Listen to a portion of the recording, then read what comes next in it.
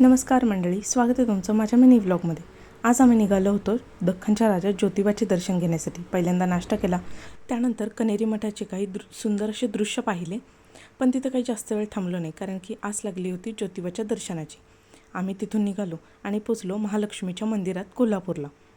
मंदिराचा आतला परिसर बघून मन अगदी प्रसन्न झालं होतं। महालक्ष्मी मातेचे समोरून दर्शन घेताना अतिशय आनंद होत होता। तिथून निघून आम्ही निघालो ज्योतिबाच्या दर्शनासाठी। भल्या उंच डोंगरात देवा तुझा वासर, मर्जी तुझ्या भक्तावरी देवा तुझी खासर। चुकली या वाट ज्याची त्याला तुझं दारर, ज्याला नाही जगी कोणी त्याचा तू आधारर। याच गोष्टी मनात येत होत्या। आम्ही पोचलो दख्खनच्या राजा ज्योतिबाच्या मंदिरात।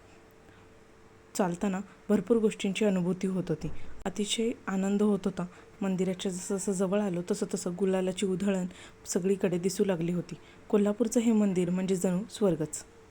त्यानंतर मंदिरात दर्शन घेतलं। ज्योतिबाचं अतिशय व्यवस्थित आणि खूप सुंदर असं दर्शन झालं, बघताच मन प्रसन्न झालं। त्यानंतर आम्ही परतीच्या प्रवासाला निघालो।